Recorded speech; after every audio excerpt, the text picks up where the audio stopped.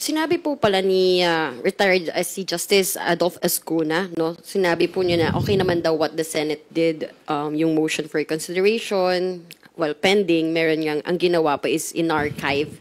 Mas better daw po yung archiving than tabling kasi it can still lead to dismissal when the matter is revived the next day. Archiving makes it safe daw from, dismissal in the meantime. Your thoughts on that, sir? No, that's what I mentioned earlier na parang it's a bit unfortunate that they archived it, and I'm quite certain that a lot of sectors are basically crying out for justice, no? Pero very important din po to make that point, no? Yung archiving is different from an outright dismissal. Ibig sabihin, yung archiving parang tinabi lang. Even in court naman ho, ganun din yun, parang hindi yan pinatay, tinabi lang, no? So it's a good thing to have.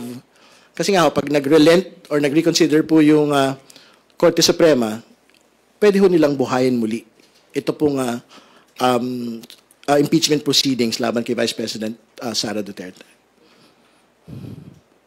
Yung yung unang motion kasi po ni Senator Tito Sotto is to table po muna yung pag daw pala tinable lang, pwede siyang buhayin the next day, tapos pwede nilang naman ulit nilang ipagbotohan to dismiss. So parang better daw kung i-archive na lang talaga muna. Hindi, I don't wanna talk about the tabling anymore kasi parang parliamentary rules lang naman yun eh.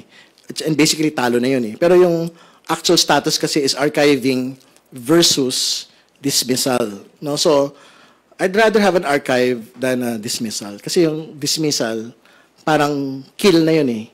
Yung archive parang diyan ka lang, mag-antay tayo onte.